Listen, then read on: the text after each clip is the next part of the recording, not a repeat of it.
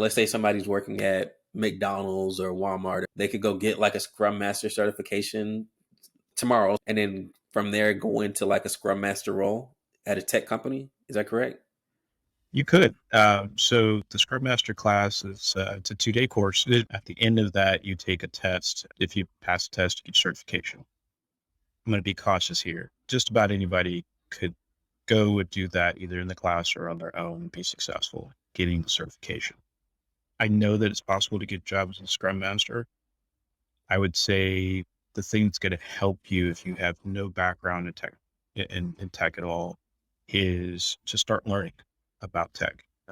So, you know, look at blogs, anything you see content on YouTube, or find somebody that you connect with or is in a path that you're interested in and learn things about it.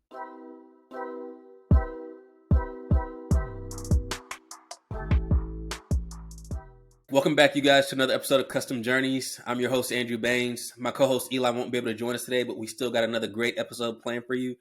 Today, we're talking with Lee Arnold III.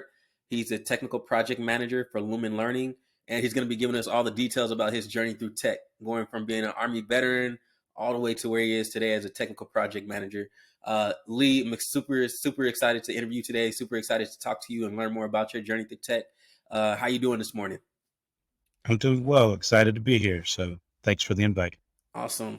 Ready to get into it. And actually, usually we do like a little background about like the people that we're interviewing. You got your BS in political science from the University of Houston, and then a master's in public administration, I believe, at SFA, right? Yep, that's correct. Awesome. All right, dope. So I said you're technical project manager for Lumen Learning. That's where you're at right now, currently, right? What is that? What does that job mean, and like, what do you do in your current role at Lumen Learning? The best way I answer most of my technical questions is it depends. So being a technical project manager essentially is you understand the tools and the software that's required to be able to manage project management. Um, so any type of thing like being able to run Jira, which is a project management software that engineering and development teams use, uh, being able to create processes. It's a lot of managing communication, working with teams to be able to get to a final product. So, um, and in every company does it a little bit different. Yeah. Every TPM is a little bit different in what their day-to-day looks like. So it's kind of interesting to kind of put it all together. Awesome. Okay. And what kind of I'm not very familiar with Lumen Learning. You told me a little bit Mhm. about it like when we talked earlier offline, but what is Lumen Learning product? Like what do they typically make for consumers? So Lumen Learning is an ed tech company. The big focus, so a lot of the folks who are watching this video are going to be our young adults getting ready to transition to college. And so when you think about one of the biggest barriers to success in college, it's the cost of textbooks, right? Mm, Uh, and having access to different resources, tools. So Lumen Learning has actually stepped in to try to close that gap by removing that barrier. So we create online platforms connected for schools for their learning management systems to give them a place to teach more effectively, to do homework digitally. And then also we provide open educational resources. So things like textbooks now have become digital. And the great thing is we do that all at a cost of about $25 per student per course per semester. So, uh, average textbook can run you anywhere 150 or up. We're doing it for 25. awesome. No, it's amazing, man. That was like one of my biggest complaints when I was in school is that a lot of classes they were like, "Yo, you have to get the newest edition of the textbook because it comes with like this one CD or one piece of software, Mm-mm. and it's like $150 or $200 or something ridiculous." And I'm really glad to see that there's companies out there that are like tackling that problem to help lower the barriers to entry for a lot of students. That's amazing. Yeah. Yeah. It was kind of the same problem for me or challenge, I should say. Uh, Textbooks were insane. I think my worst semester, I ended up doing $650, $700 in textbooks just for classes. It was ridiculous. Yep. No, that's crazy. And I mean, you really don't use them anymore after that. I mean, I have mine somewhere in the house, but it's like never. I've never cracked it open since I've graduated, so it's really a scam in my opinion. So I'm glad to Yeah. see $25 per student per class. That's amazing. I Hmm. think that's really impressive. Yeah, Okay. that is. So that's where you're at right now, technical project manager for Lumen Learning. I always like to kind of start with the end in mind and then kind of reverse engineer it and see, hey, how did you end up to where you're at today? So you're at an ed tech startup. What kind of first got you interested in STEM or specifically in technology? So I guess kind of take it all the way back. First thing that got me hooked, my folks when I was real young, probably like 6, 7, 8, somewhere in there, got one of the first Macs, like the big boxy square thing that everybody had. You're just like, this thing is insane. And um, playing Oregon Trail, it's like everybody else, like the little dots on the screen and moving. It was kind of crazy. So that was what got me started, kind of messing around with technology and learning a little bit more about it. Yeah. I got real serious when I went into the military after high school, and I worked in a highly technical field. So I was on the Patriot missile, which is, how companies or people say it's not rocket science. Yeah. This was rocket science. Okay. So you have to learn how to manage the launch systems, how to understand targeting and a bunch of things. And, you know, just having to learn how the system is put together and how all of the technical components work hand in hand, how the software works, and how you as the operator can change and impact what's going on. Really kind of sunk in. And then I realized I love project management when I was in the military. And it took me a while to get there, though. I didn't really get into doing it like this for probably 10 years. Mm, And so the spark that kicked it off was a buddy of mine. I was actually teaching. I used to work as an educator.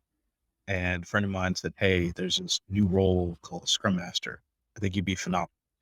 So I started checking it out and went through the training for the course, learned how to utilize it effectively. And one of the questions I kept coming back to was, do you need to be technical to be effective in this job? And everybody said, no, but it helps. And so I was like, all right, well, I'm a glutton for punishment. I always want to know more and learn and constantly grow. So my next big step was I need to be technical. gotcha. And at that point, I decided I was going to do a boot camp, learn computer programming, and I got hooked. And I've been in the field since. You were working in HISD teaching, very admirable career, very important, but also a lot of times very under resourced. So somebody said, hey, think about Scrum. In your opinion, what is Scrum and what does a Scrum Master typically do in a day?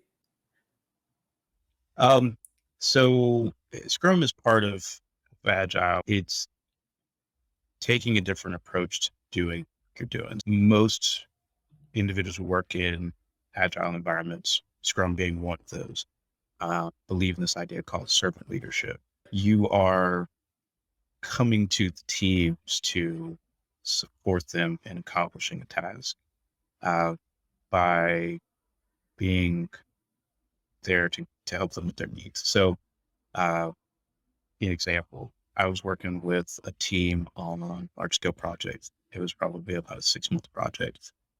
And in the Scrum Master role, I would come in to help move things that got in the way. So if we needed communication with someone who's outside of our team and the team was busy, I would go have that conversation. If there was information that was missing that they needed to operate, I would go find it. So in the world of Agile, um, you're being flexible. You are trying to work in a way that makes it easy for people to get their work done by kind of removing some of the red tape things and being able to do it in a unique way. One of the things that's real cool about being a Scrum Master is I don't have positional authority over the teams I work with. I'm Hmm. there to be a partner and guide. and help them to accomplish success. And so my focus is always going to be getting them across the finish line and removing all the things that get in the way of them. So when you think about agile, it's also looking at how do we do this building of the software in a way that includes the end user. So how are we building it feedback from them? How are we kind of working collectively to give them what they need and ensure that their voice is being included in how we build So it's kind of like a facilitator. Is that right? it. Think of it like a sports team. Yeah. Everybody's got their role on the team, and then you have the coach who's there to guide and identify what are the things that are keeping us from success. What can we change that's going to help us Gotcha. get where we're going? And so the Scrum Master really is playing that coach role. I'm not telling you what to do. I'm going to throw a suggestion out. Hey, let's try this. Hey, what about this approach? Have you thought about this? How you're doing it? And it really does help teams to step back and have that objective observer and hear these are things that are going to help you out in the future. I was watching YouTube videos last night, just trying to like get a little bit of background research on it, and the way you mapped it out, it makes a lot of sense. Um, so you said that when you were thinking about becoming a Scrum Master, you asked them, "Hey, like, do you have to have a technical background?" So the football analogy that you gave earlier, the coach and the team, I'm thinking like, hey, if you got a coach that's played football before, whether it's either on a college or a professional level, they have a lot more empathy and understanding of the problems that their quarterback or their running back or whatever team member they have, whatever problems they're facing. So, and they can coach and assess the problems a lot better, I would believe. So, what kind of Mm-hmm. background is it typically like a mix of like, hey, technical and non technical? And do you recommend doing the technical route in order to be successful? I think it depends when it comes to the Scrum Master certification. I had gotten that before I did my boot camp. Okay. And so I learned those soft skills and some of the organizational things that helped. In terms of learning software development in support of being technical project manager, it helped me to be able to put myself in the shoes of our developers and be a member of the team without putting my fingers to the keys. And once I understood some of the challenges that they were going through, I could see those things earlier. I could ask the right questions earlier, and I could jump in when I needed to go, hey, you said that this was could just be a front end project, but no one thought about the back end database. It's got to be connected to it. What do we need to change to make those two together? And sometimes it stops people. He's right. We didn't think about that. We didn't talk about that. Yeah. Man. So it's getting teams to get that information, and having that helped me a lot. Since you said you got your Scrum Master certification before deciding to go into a coding boot camp, I do have like one follow up question there. And you've kind of already Hmm. hinted at this, but I just want to like clearly ask. So somebody could today, like let's say somebody's working at McDonald's or Walmart or Target, they could go get like a Scrum Master certification tomorrow, starting tomorrow, and then from there go into like a Scrum Master role at a tech company. Is that correct? You could. So the Scrum Master class is it's a 2-day course. It depends on which organization you get your Scrum Master certification through. So the one I did is Scrum Alliance. Okay. They require you to do a 2-day course, it's 8 hours a day. At the end of that, you take a test. Let's say when I took it, it was like 30 questions. Um, and then you take the test. If you pass the test, you get certification. So tons of different options with that one. There's another version that you can do self-study without going into a class. Same deal. You take a test and you get certified through that entity. So I'm going to be cautious here. Just about anybody could go and do that either in the class or on their own and be successful getting the certification. Um, I I know that it's possible to get jobs as a Scrum Master. I would say the thing that's going to help you if you have no background in tech, in tech at all, is to start learning about tech. So, you know, look at blogs, watch vlogs as well. Just anything you see content on YouTube, or find somebody that you connect with or is in a path that you're interested in, and learn things about it. Hmm. Do your research, because even though you could come in with just your Scrum Master certification, there's still an expectation that you know something about the field, about the business, you can apply it. So uh, it's always good to have that additional knowledge, even if you don't have the background. So I hope I answered that question Yeah, you did well. perfectly. So Okay. I try to balance between like I want to be transparent about what opportunities are out there, but I don't want people to overlook the fact that there is still work involved, right? So, like, yeah, you Yeah. can go to a coding boot camp, you can get a Scrum Master certification in 2 days, and technically you can go get a job, but there's still like some work you have to do on your side. You still have to be disciplined, you still have to network, you still have to learn about tech. Because I would imagine, like you said, like you can get your Scrum Master certification, but if you try to go to cPanel or some other tech company tomorrow and you've never even operating an iPhone or don't know anything about apps or don't even know the different programming languages out there, they can look at you like you're crazy. Like, what the heck? Like, okay, yeah, you got the Scrum Master certification. That just proves you know how to do the processes, but you still Right. need to have knowledge of the industry to go along with it.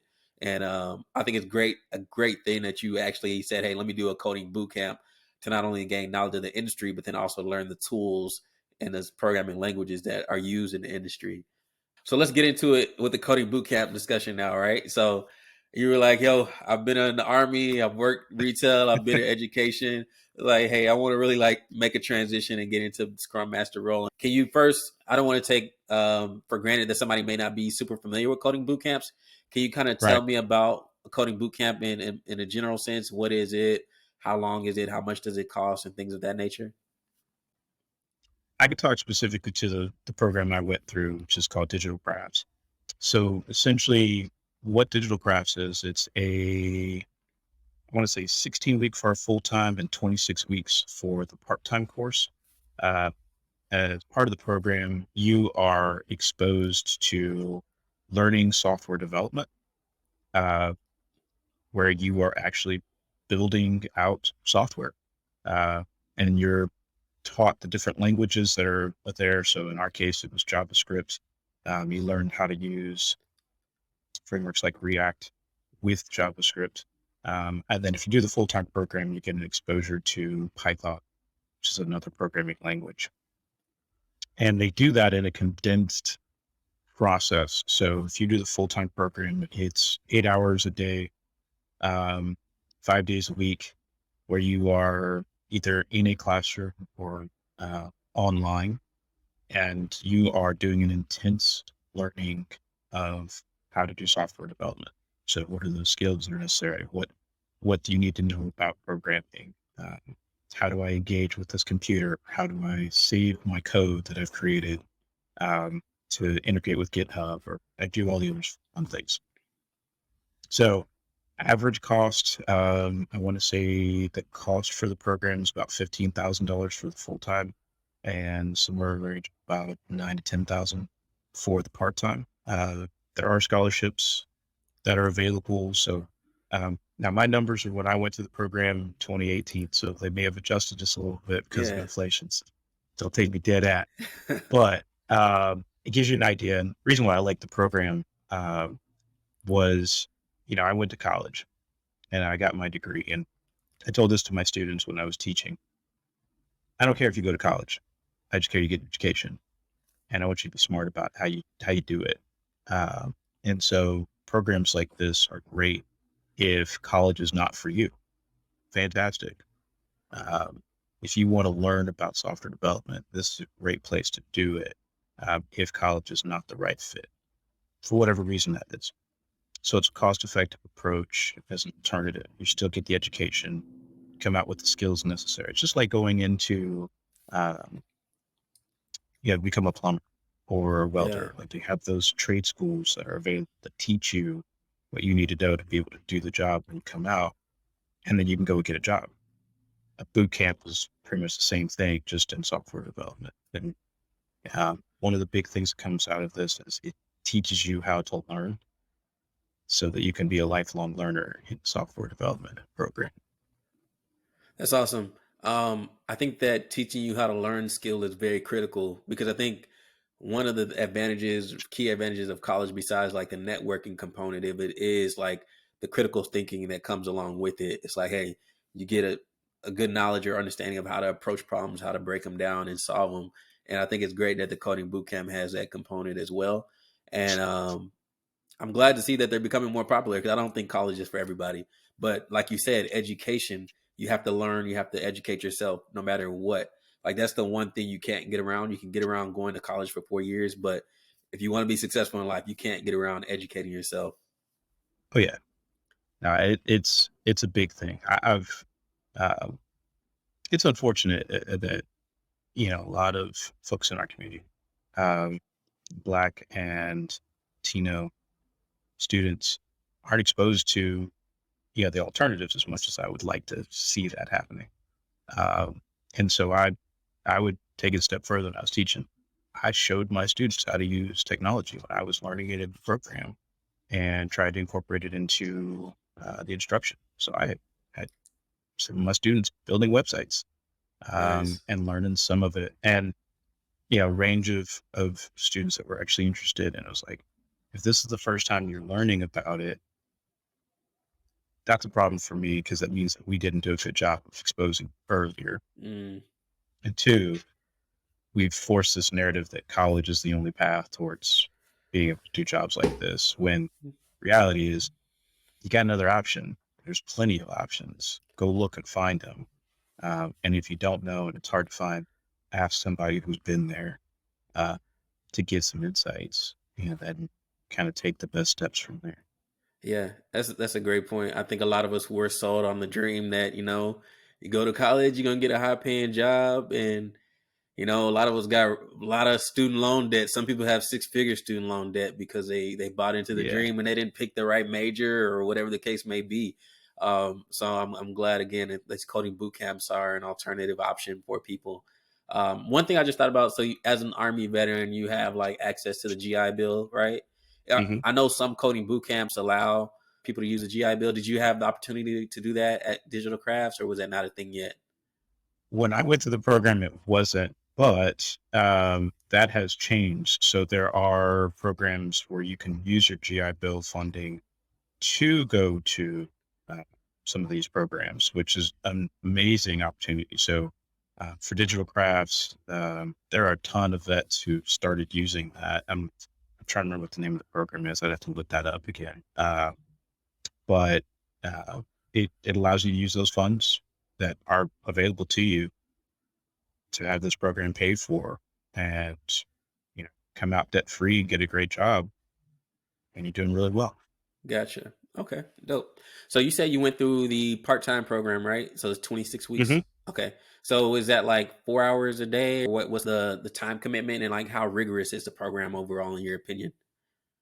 It's still pretty rigorous. Okay. It wasn't an everyday 8 hours a day, but you still own learning on your own. So it was 3 days a week, Tuesday, Thursday, Saturday. So Tuesday and Thursday would be 3 hours in the evening, from 6 to 9. And then Saturday would be 4 hours from, what I say, 8 to 12, if I remember correctly. Might be 10 to 2. I'm trying to remember. It's been a while, so you have No, to that's bear cool. with me on that. But so your in time in class is 10 hours total. Okay. Outside of class, And that's per week? just like, and that's per week. Okay.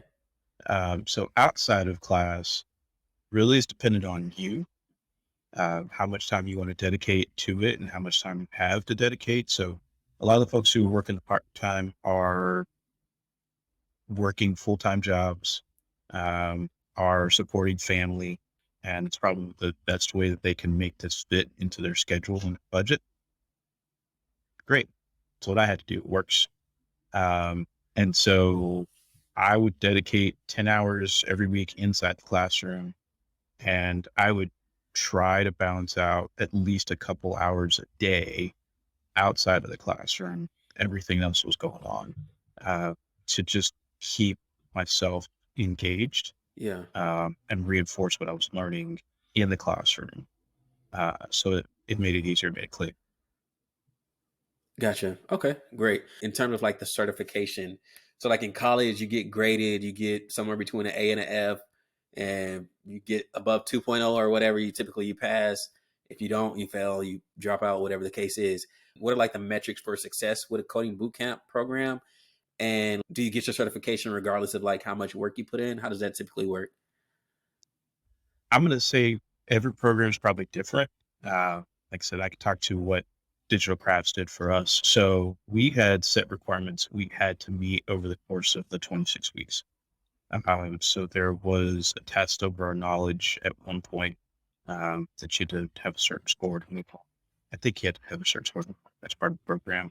Um, you had requirements to learn all the materials, and then you had to actually create different projects to demonstrate your comprehension and mastery.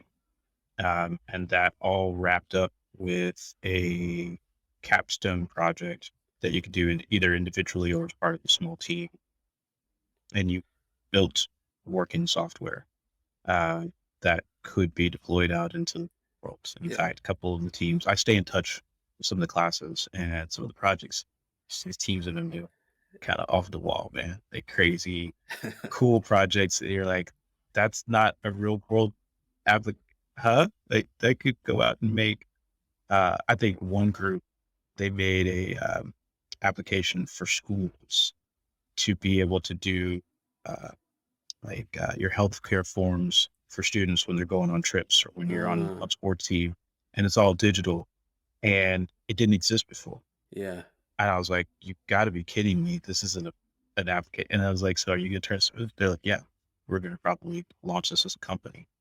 Dope. Um, so that's all part of the requirements. And then for digital crafts, you also had to work on LinkedIn profile. You had to have your resume ready to go. Uh, Okay. so they would try to do all the things to help you transition from being a student to being a candidate for a job. And that's all part of the requirements. Um, and you had to pass all of that or complete all of that to get your certification. I think other programs probably do a similar approach, Yeah. and every program you just got to do your research to see what they require. Okay. No, thanks for pointing that out, and even also the bit about like the professional development component, because I think that's key. Is right. I mean, it's Hmm. one thing to give you all the technical skills, but they don't if they don't do anything else to like help you land a job, which is the reason why you Hmm. made the investment. Then I wouldn't think that it's worth it. But I'm glad to hear that they do that. Is there any other thing that they do in addition to like the LinkedIn profile, resume workshops? Are there any like opportunities to network directly with employers? So for digital crafts, we have after you've completed your course, they have a demo day. So all of the capstone projects, people come in and demonstrate their capstone project. A lot of times they'll invite companies when we're doing in person, and I suspect they're going to get back to this once COVID restrictions are over. Um, they would invite companies to come out and look at what the candidates have done, and Hmm. you can network and engage. And we had folks get jobs at some of those demo days because their project was just that wild. And so you get internships. Um, we have an online environment, I guess the best way to describe it, through Slack for all the students. So you can connect with current students, you can connect with alumni. They have job fairs that they host. Um, we have job listings. So you get connected with companies that are looking because they've come to Digital Crafts and say, hey, we need junior developers in this role, this company. Can you put this out and find us some great folks? And then you've got the alumni network, and many of us will have positions that we need filled in our companies, and we'll come back and post those as well. So you also get an internal referral because, hey, here's another graduate of my program that went through what I went through. Here's their portfolio. Take a look at them. So Awesome. get all those extra benefits too.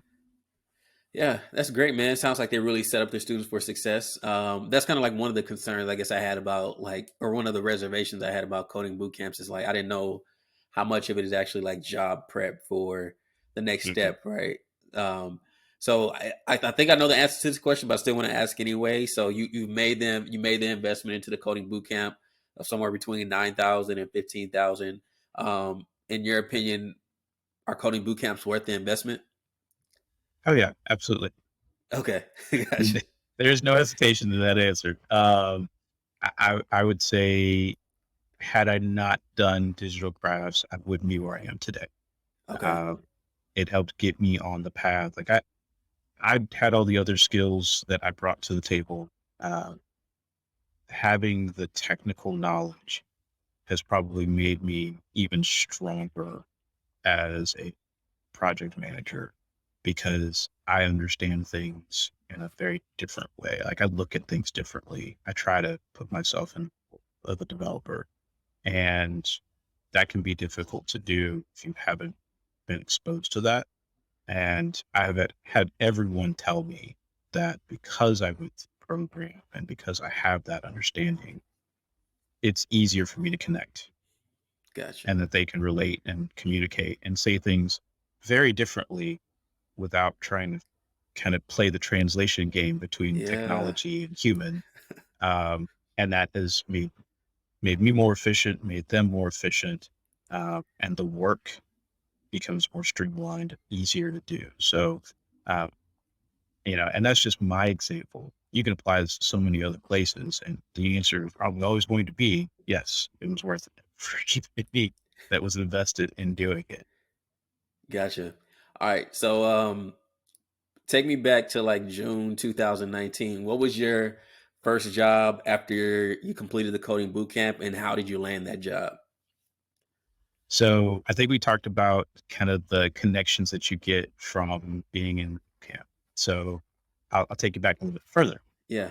So we finished and graduated in April of that year. And one of the companies is called CPAM. I was right up my first job in tech. Um, I had been told by the person who's running our program at the time, hey, you should really check out cPanel. The person who runs their Scrum Master group has come to do talks. We can get you in connection with him. You should check this out. So I didn't listen because sometimes I can be hard headed and stubborn. And so I waited until the day we had our demo day, which was April 2nd. That morning, I put my application in and for a Scrum Master role. Okay. That evening, we did our demonstrations. One of the uh, software development managers had come to demo day. What I didn't know is that my instructor had worked at CPAN before.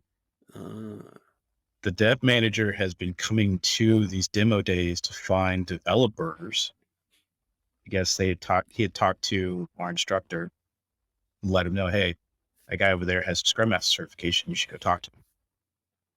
So he walks over. He's listening to me give my spiel about my software project, which, by the way, my software project was not the greatest thing on the planet. Like I look back at it and I'm like, man, this is kind of sad. But so I'm rambling on about it, and he kind of stops me, grabs my resume. He's like, hey, so I see you have your Scrum Master certification. I was like, yeah. And so he tells me, he's like, hey, I need to do something for me. Flips over my resume, writes down the address to go apply. And I pick it up and I go, funny enough, I applied for the position this morning. all right. He's like, great. Can I take a copy of your resume? I was like, yeah, sure. So he takes another copy of my resume, leaves that night, goes back in the next day, talks to the Scrum Master manager to let him know, hey, I met this guy. He's already applied. Here's his name. I get a phone call probably a week or so later Yeah. asking me to interview for the position. And the rest was kind of history. Did a couple rounds of interviews with who became my boss. Um, and enrolled in. The last interview was a panel interview with all the other Scrum Masters. I had a blast and ended up getting the job. Went to work in June. kind of the rest is history. All right. Dope. Awesome, man. Awesome. Yeah, man, that's a powerful story. I'm glad to see that even though you said you were a little hard headed, you still were proactive and at least applied before like the demo day actually started. Because I mean, I think that shows you took initiative. Even if they don't know about, hey, you had the opportunity to talk to them before then or whatever. I think that's really Right. really key and really important. Um, so briefly, like, how would you say your experience overall was at cPanel as a Scrum Master? It was good. I learned a lot. One of the things that I've always said is when you start with a company, you need to have a goal. Uh, do I want to grow with this company? Do I want to expand to a new role? Um, and what are you going to do for yourself to push yourself further? So you own your own growth and development. Um, One of the things that I loved about my manager at the time was that he invested time in us to learn and to Mm, grow, and to get stronger in our craft, and also at making connections with the people that we work with, and getting us to recognize that we have to self-reflect, accept feedback, and push ourselves to, just like in development, do the next iteration. So you went through a process, got some feedback and inputs. Okay, how are you going to adjust the next time you do this thing? yeah. All right, cool. Same process. Do it again and again and again. And so you're constantly um, improving and I want to say evolve and say morphing yourself into this next version of who you are and how you act as a practitioner and what you're doing every day. And so uh, I learned a lot, and I think it helped get me prepared for my current role, which has a little more responsibility to it, and definitely a bigger envelope of project management side of what I do today. Gotcha. Since you mentioned that, how did you land your job at Lumen Learning? It goes back to talking about networking Okay. and building relationships with folks. So I'm a huge networking fanatic. I tell people all the time, if your LinkedIn isn't, you don't have that little plus marker next to your connections, you need to get there as soon as possible. Gotcha. And so uh, I used my own advice. I've started looking at different companies, and I was on a group on Slack, and one of the people on the team at the time put out a message that the company was hiring and Uh, put a link for the posting. And I went and looked at it. I was like, oh, this is written for me. I was like, they wrote this for this. So I started going through it again. I was like, yeah, no, this me, me. Okay, I don't know that one yet, but I'm gonna learn it. Me. So I talked to her. She was the front end manager at the time, and I wanted to just learn more about the company and what they're doing. And when she finished telling me about it, I was like, yeah, I gotta apply. I'd be stupid not to.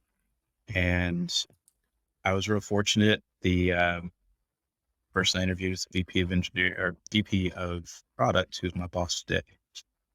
We had a real good connection right off the bat, and she made an offer. So I think the process probably about 2-3 weeks. oh, Several interviews across the board, a little bit of project that I had to do to present my skills and knowledge. Uh, but other than that, it's using the network and then connecting with the people that are across the table from you. gotcha. Okay. And how would you say your Scrum Master role differed from the project management role?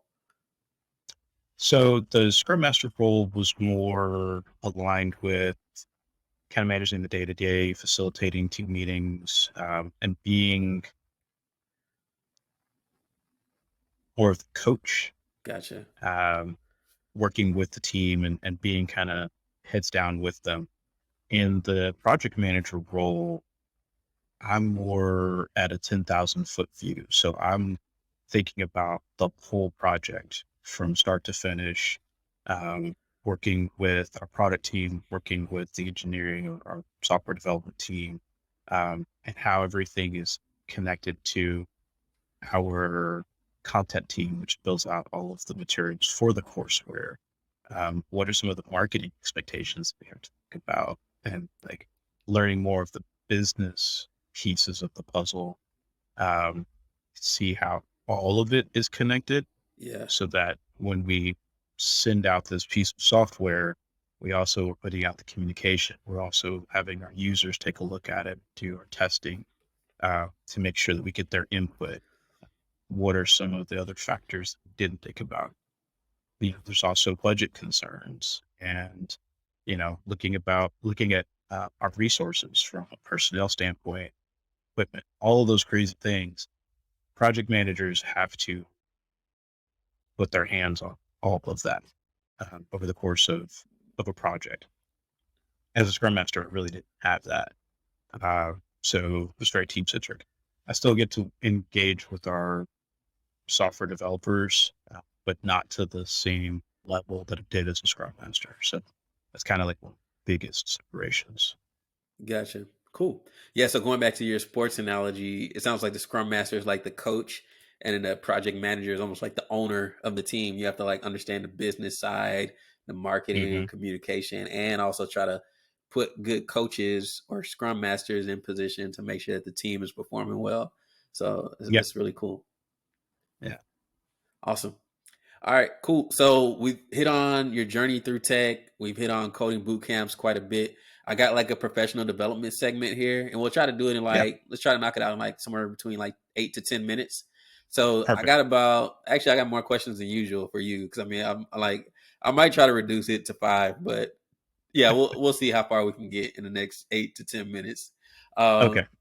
All right, so let's kick it off with like salary, right? What Hmm. is the typical salary and benefits that comes along with being a scrum master and a project manager? I always tell people do your research, because the numbers I give might be a little bit different from company to company. When I was working as a Scrum Master, starting range was about 55, uh, up to, depending on level, probably about 100, 105. It's kind of like Wow. that cap out point. So you've got a wide range. It all depends on the company. You get your medical coverage comes with that. So medical, dental, vision, all that stuff. Some companies also provide you bonuses, which could be kind of an annual bonus. It could be a quarterly bonus. It would be a percentage of what your salary is. Uh, One of the really quiet things that people don't think about is your 401k, Yeah. uh, which is that retirement benefit. And you can do up to a certain amount, and then the company will do a match.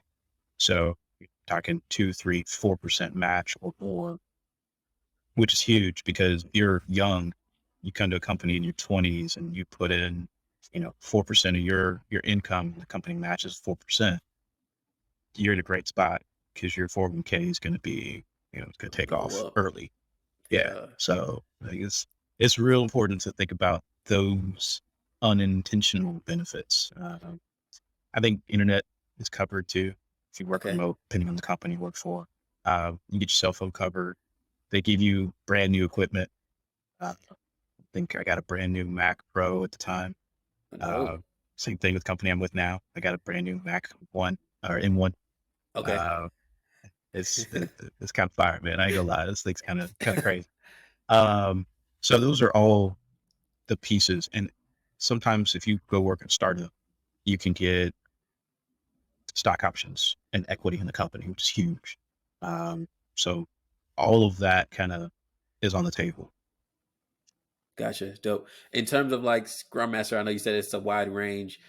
Is there typically like a big jump from when you're coming in with no experience to maybe like your 1 year anniversary? Have you seen like a big jump in your experience with that? Yes, I would say this is probably a reasonable average to say in Houston, average salary starting is about 55,000 to 60,000. Okay. Once you get to probably that 2 year mark, is when you'll see kind of your next jump in, and that can get you into the 75 plus range. Okay. So uh, also each year, depending on the company, what they do, you might see a merit based. It's like anywhere from 3 to 5% uh, Oh, every year as an increase too. So there's a lot of room for your salary to increase over time. okay. And one quick follow up. You said do your research. What? are your go-tos for doing research? What kind of websites are you using, or how are you talking to people, or what? I check Glassdoor because they give kind of a range for Okay. position based on on the region where you live. It also gives you options to kind of limit based on experience level, so how many years you've been in. Um, I think Robert Half actually does a salary survey every year. What website So is they give that? you Robert Half. I don't know. I'm trying to remember what their website is, but It's like a Robert Half's a staffing it's like a big company, company. recruiting company. Yeah. Okay. All right. And Dope. they do a survey every year, or they have recently to collect data about different positions and salaries that are offered across the US, potentially globally. And so you can get an idea based on that. So, those are two of the ones that I go to. There's data points all over the place. I think salary.com is another option that you can look at, gives Okay. you information. Just kind of take it with a grain of salt because I think a lot of cases, this self-reported income. Yeah. So not necessarily from the company, but from the individual receiving salary. If you had to recommend one programming language for people to learn, what programming language would that be? Just one. Ooh, man, that's tough. I'm going to say Python, Python. uh, Okay. which is not what I learned in the boot camp. Yeah. And I think the reason for me is it made me understand JavaScript better. So it was great as a learning language for me. Um, it's also, you get some flexibility because you can learn other languages that are close to it. Uh, you also see people go into data science, which is hot right now. Very. So it's a launching point, and then you can go learn a bunch of other languages and frameworks after learning Python. So that's me. Other people tell you something completely different. So, Okay. No, that's cool. That's a good answer. All right. Let's see if we can get two more real quick. So, okay. um, what are some traits or characteristics that you've noticed in very successful Scrum Masters and or project managers? They can be hard skills or soft skills. Um, okay. Hard skills, knowing how to use management information systems. So, like CRM systems, which is client or content. I'm trying to blank now on the wording there. But basically managing client relations and content management. Like Salesforce or Yeah, things like that. all right. Also learning software like Jira, Trello, any of the Atlassians or Monday to Comp, things like that. Yeah. Soft skills wise, most important thing is being able to be empathetic, being able to take feedback and implement the feedback, Yeah. and then being communicative. You have to be able to communicate with people effectively and as concisely as possible. Man, you're the second person we've talked to that said empathy based processes or being empathetic. And yeah, I can go on and on about that, but I'm glad you mentioned that. So you said you got your Scrum Master certifications from Scrum Alliance, and I saw they were like Mhm. scrum.org and maybe one other one. If you had to recommend a certification, which one would you recommend, or is there one that's more valuable than other? I would lean towards Scrum Alliance Okay. just because I feel like get a little bit more respect from the CSM version of the certification. The scrum.org is PSM, just Professional Scrum Master 1. I I don't know. For me, I've seen most job postings have the CSM. So if you had to pick now, word of caution here, if your budget doesn't allow you to go the CSM route, getting Yeah. your PSM will work too. You just need to make sure that you also bring a little bit more content and knowledge with you when you come to the table. Okay, that's a good point. So I'm gonna add another question. How much do these certifications typically cost then?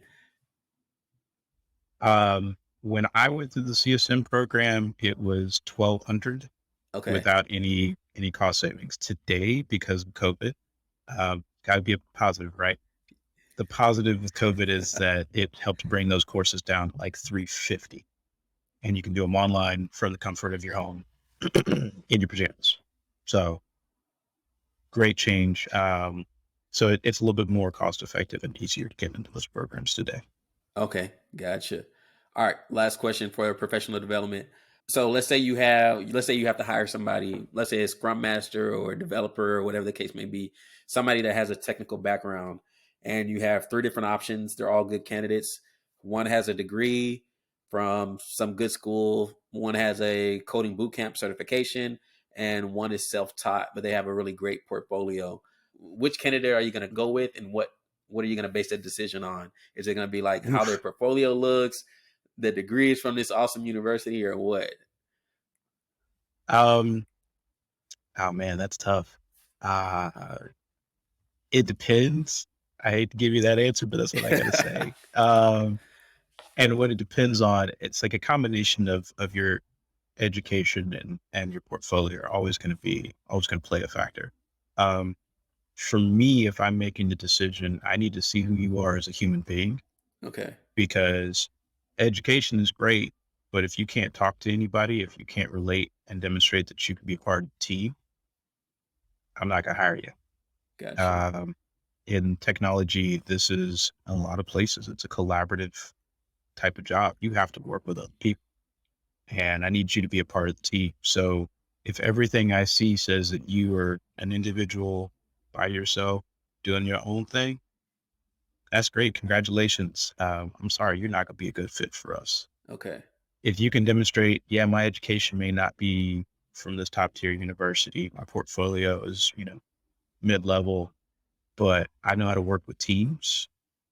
I'm going with that candidate every single time, every day, because we can work on your skills. I can't teach you to be able to connect and build relationships. okay. I got to add another follow up to that one. Then, what can somebody do to help demonstrate that they can work well in teams, especially if they're like gone to coding boot camp or their self taught learning route? What would you recommend they think about doing? Self-taught, the best thing you do is go to meetups and, jump in on projects with people and volunteer your time to help build something with somebody else, or be a mentor. Okay, If you went to the boot camp, you should have already been exposed to doing group projects. Do some more. Even after you graduate, come back, mentor current students, be a TA, come in and grab folks to do projects. I do that now. I grab friends. I'm like, hey, I need to learn this new skill. Hey, let's do a project together, and we'll do it for fun. It doesn't have to go into our portfolios. It's just learning the skills and getting stronger in building that relationship and making those connections with people. gotcha. Yeah, man, I think that really plays into what you said earlier about like owning your career and your education. Like, take ownership of it. Like, nobody's gonna come knock on your door and say, "Hey, you need to do X, Y, Z to be more successful." So I'm really glad that you not only talked about it, but you're really about like taking ownership of your career and your success. Um, Absolutely. Awesome. So we got one last question, man. We packed in a lot of good information into this interview. That's I'm really happy about that. So we Yeah. have Yeah. like our big picture ending question that we always ask every single guest, and it has like a Marvel theme, an Infinity Gauntlet theme. So if you think about Thanos from the Marvel's Endgame movie, if you had your own Infinity Gauntlet and you could implement some change, some huge, massive change at the snap of a finger, and this change has to be related to getting more Black and Latinos into STEM. So think about, hey, what policy could you make? What change could you make with people or whatever the case may be? But at the snap of the finger, if you could implement any kind of change, what would you do with the snap of the finger to get more Black and Latinos in STEM? That's a great question. Uh, and that's a tough question.